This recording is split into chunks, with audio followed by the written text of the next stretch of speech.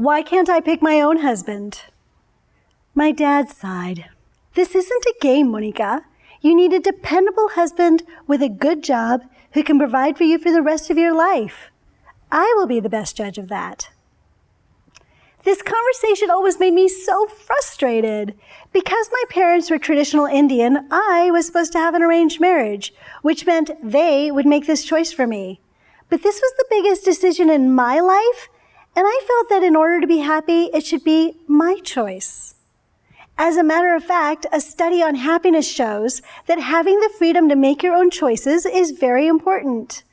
Dr. Ronald Fisher studied over 420,000 people in 63 countries and found that choice and autonomy have a clear correlation to people's levels of happiness.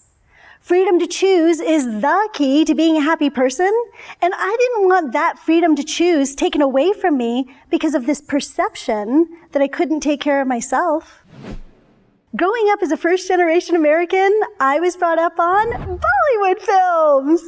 So my vision of India was of lots of color, singing and dancing in the streets, and very handsome Indian boys becoming very romantic husbands.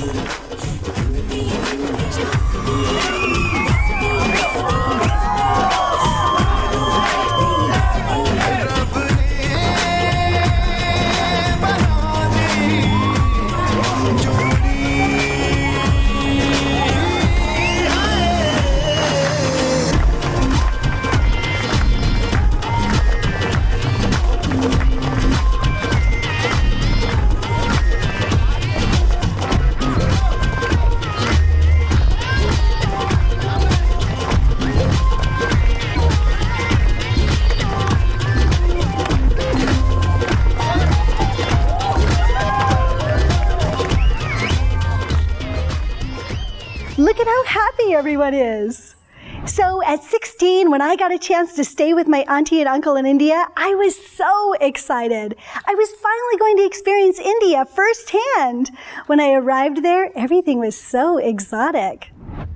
One afternoon, I remember walking down the marketplace, singing Born in the USA by Bruce Springsteen. You know, the boss. No one was the boss of me. I felt so happy and free. So, you know the real India is nothing like the movies. And I knew that too. But the truths I started to learn were so much worse than I'd ever imagined. The misery, the poverty, the hopelessness affected me deeply. But it was the stories my auntie and uncle told me that had the biggest impact on me. I learned about the horrors of being a woman there. Girls were often married at the age of 12 or 13, sometimes 7 or 8. Domestic violence was common and even acceptable.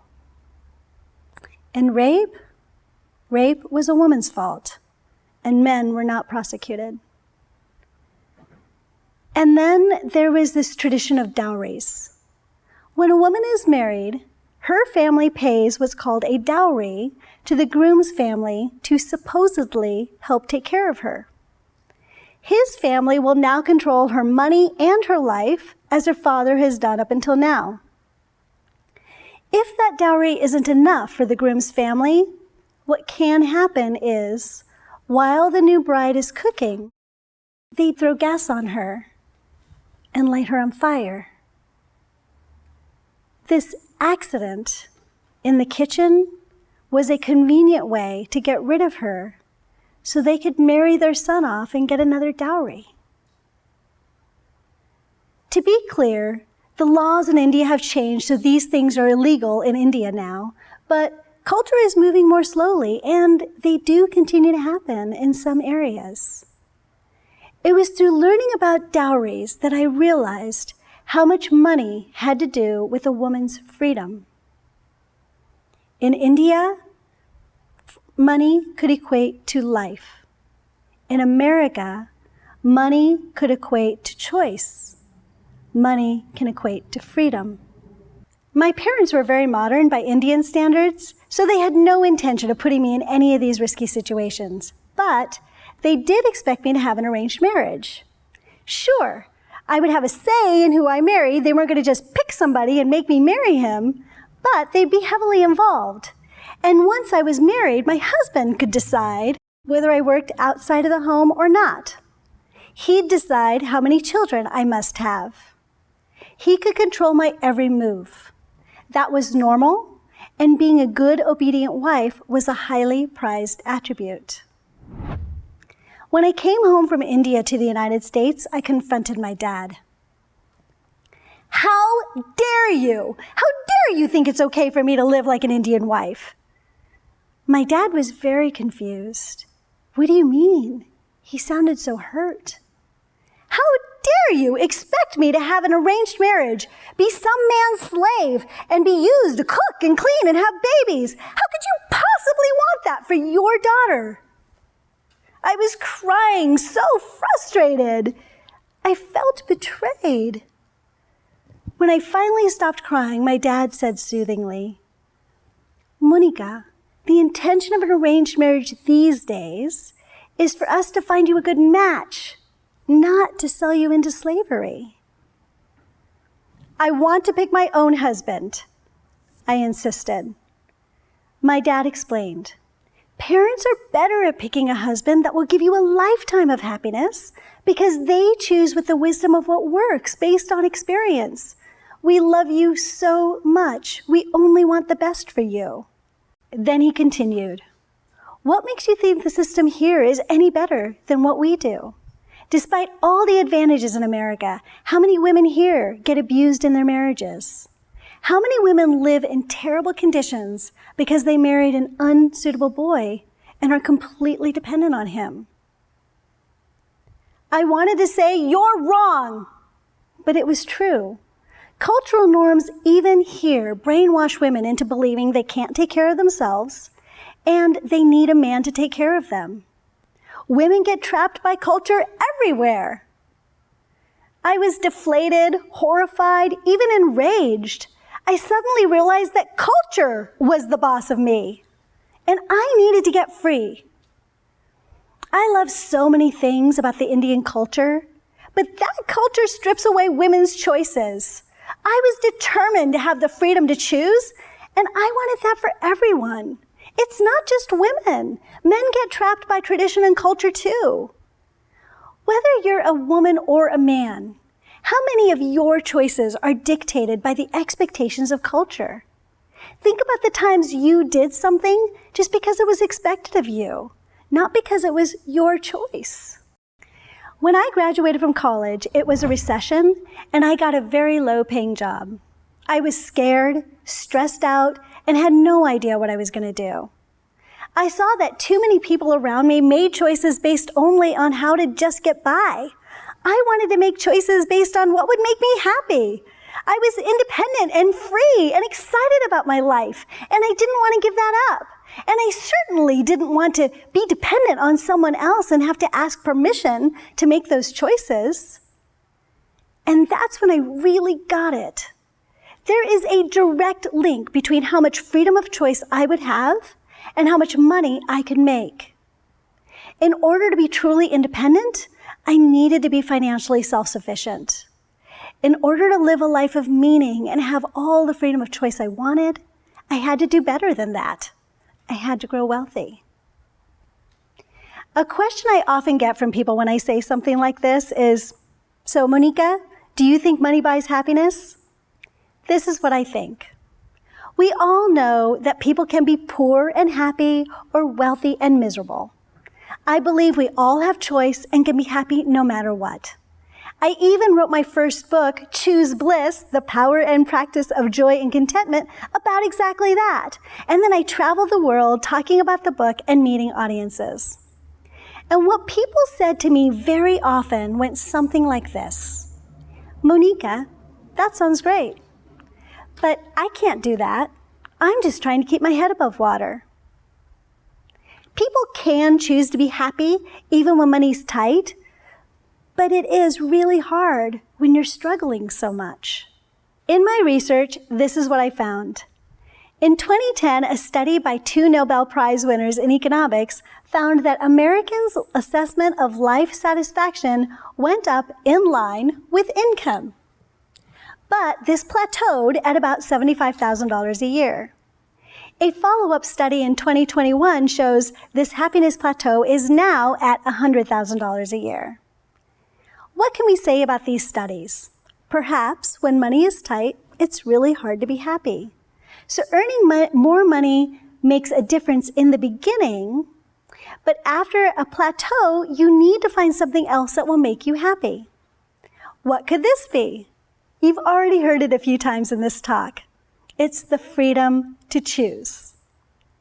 Remember Dr. Fisher's study that I mentioned earlier that found that the freedom to choose is the key to being a happy person?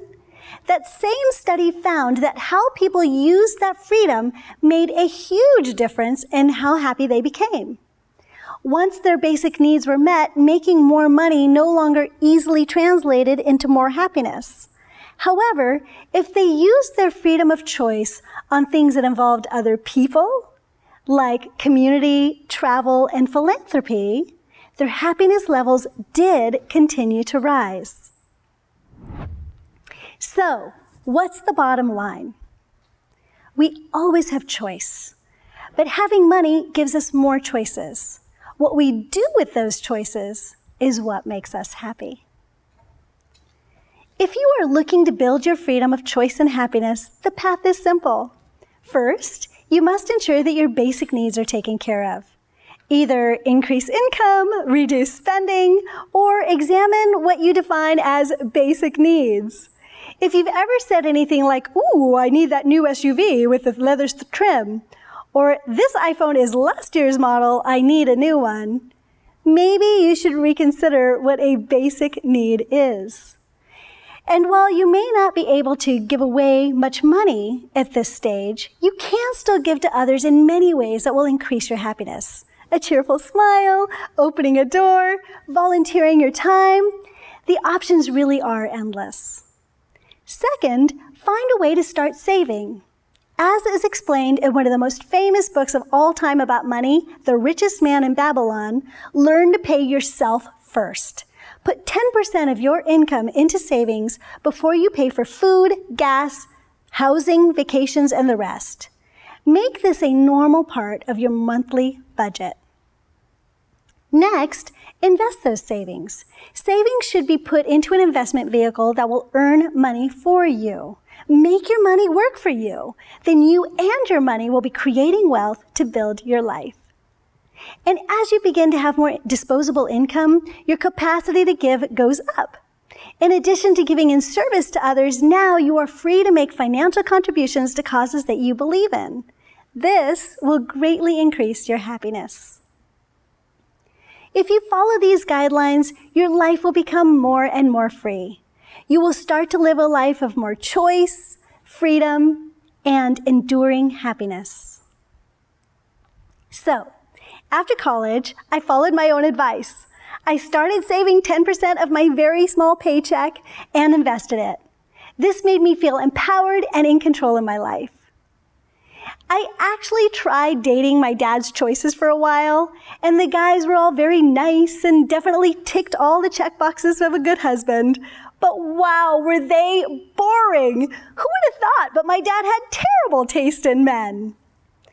So in the end, I married someone I chose, who makes me laugh, loves my independence, and is patient enough to listen to me practice this talk over and over and over again. My commitment to contribution began in India when I was 16.